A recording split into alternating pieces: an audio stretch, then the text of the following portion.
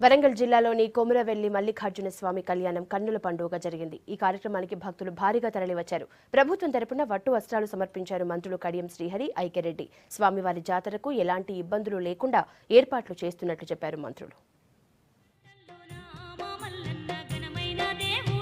కొమురవెల్లి మల్లన్న కళ్యాణం 3 రోజుల పాటు కన్నుల పండుగగా జరిగింది. స్వామివారి కళ్యాణాన్ని చూసేందుకు భక్తులు పెద్ద సంఖ్యలో తరలివచ్చారు. కళ్యాణంతో పాటు స్వామివారికి ఏకాదశ రుద్రాభిషేకం నిర్వహించారు ఆలయ అర్చకులు. మంత్రులు కడియం శ్రీహరి, ఇంద్రకరణ్ రెడ్డి ప్రభుత్వం తరపున పట్టు వస్త్రాలు సమర్పించారు.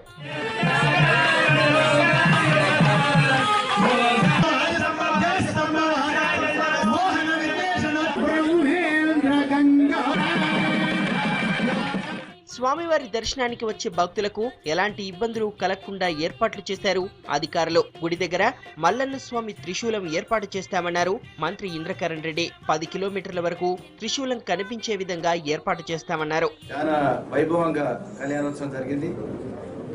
గత సంవత్సరానికి ఇప్పటికి చూసినట్టయితే ఎంతో మార్పు కనబడుతుంది. మరి అక్కడ సిద్దిపేట రోడ్ నుంచి ఇక్కడ వరకు రోడ్డు వెడల్పు కార్యక్రమం, ఇక్కడ వసతులు అన్ని కూడా వీధులను కూడా వెడల్పు చేయడం, సీసీ రోడ్లు.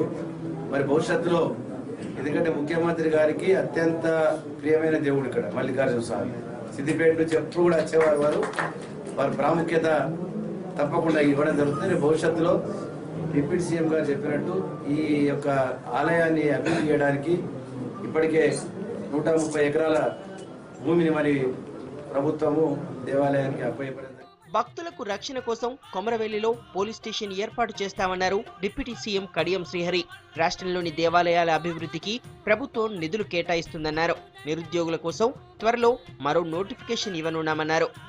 అశేష జనవాహిని సమక్షంలో స్వామివారి కళ్యాణాన్ని నిర్వహించడం, కళ్యాణాన్ని చూసి భక్తులందరూ కూడా చాలా సంతోషించడము జరిగింది. ప్రభుత్వం తరఫున పట్టు వస్త్రాలు, తలంబ్రాలు స్వామివారికి సమర్పించడం జరిగింది. విద్యాశాఖలో గురుకుల పాఠశాలల్లో మైనారిటీ వెల్ఫేర్ కింద ఏర్పాటు చేయబోయే 60 గురుకుల పాఠశాలలో మొత్తంగా కలుపుకొని దాదాపు 15,600 ఉపాధి రాష్ట్రంలో ఉద్యోగ మేళ జరగబోతున్నది. ఇవన్నీ పూర్తి కావడానికి ఒక 6 మాసాల సమయం పడుతుంది. మల్లన్న కళ్యాణంతో స్వామివారి జాతర ప్రారంభమైంది. ఈ జాతర 3 నెలల పాటు జరుగుతుంది. రాష్ట్రం నుంచే కాకుండా ఇతర రాష్ట్రాల నుంచి పెద్ద సంఖ్యలో భక్తులు వస్తున్నారు.